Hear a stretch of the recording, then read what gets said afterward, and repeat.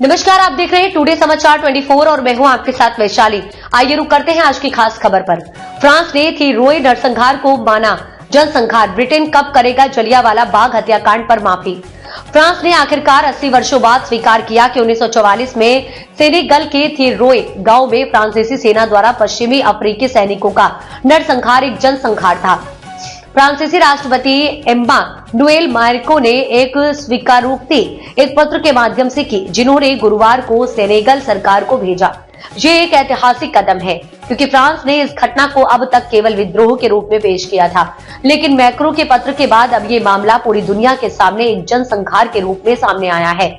इस संदर्भ में ब्रिटेन के जलियांवाला बाग हत्याकांड के बारे में सवाल उठते हैं। जब फ्रांस ने अपनी गलतियों को स्वीकार कर लिया तो क्या ब्रिटेन जलियांवाला बाग नरसंहार पर माफी मांगेगा? 1 दिसंबर 1944 को फ्रांसीसी सैनिकों ने लगभग 400 पश्चिमी अफ्रीकी सैनिकों को मार डाला था, जो फ्रांसीसी सेना के लिए लड़ रहे थे। इन सैनिकों में अधिकांश बिना हथियार के थे और उन्हें अपने अधिकारों के लिए संघर्ष करते हुए बेरहमी से मारा गया था। फ्रांस ने इसे सैनिकों के विद्रोह के रूप में प्रस्तुत किया था, जो अपने वेतन की मांग कर रहे थे। हालांकि अब राष्ट्रपति मैक्रों ने स्वीकार किया है कि यह एक जनसंहार था और यह संघर्ष केवल वेतन की मांग करने का परिणाम था।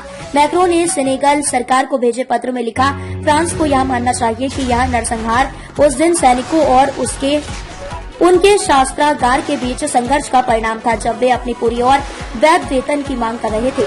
सेनेगल के राष्ट्रपति बासिरू डियोमी फे ने कहा कि फ्रांसीसी राष्ट्रपति का यह कदम एक नया आरंभ होना चाहिए ताकि थिरोए नरसंहार से जुड़ी पूरी सच्चाई सामने आ सके। उन्होंने इसे नए आरंभ के रूप में स्वागत किया और उम्मीद जताई कि यह कदम इस दुखद घटना के लिए न्याय दिलाने में मदद करेगा।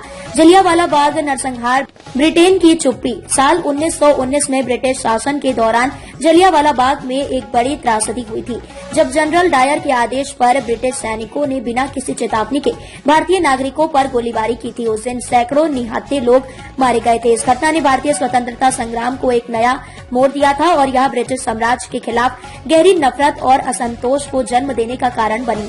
लेकिन ब्रिटेन ने इस घटना के 100 साल बाद 2019 में केवल खेद व्यक्त किया था। ब्रिटेन के प्रधानमंत्री टेरेसा मे ने उस समय केवल खेद व्यक्त किया था, लेकिन इस अत्याचार के लिए आधिकारिक माफी नहीं मांगी। क्या ब्रिटेन जलियांवाला बाग पर माफी मांगेगा? फ्रांस द्वारा थिरोए नरसंहार पर जनसंहार की स्वीकृति और ब्रिटेन के जलियांवाला बाग नरसंहार पर चुप्पी के बीच यह सवाल उठता है कि क्या ब्रिटेन कभी जलियांवाला बाग हत्याकांड पर माफी मांगेगा?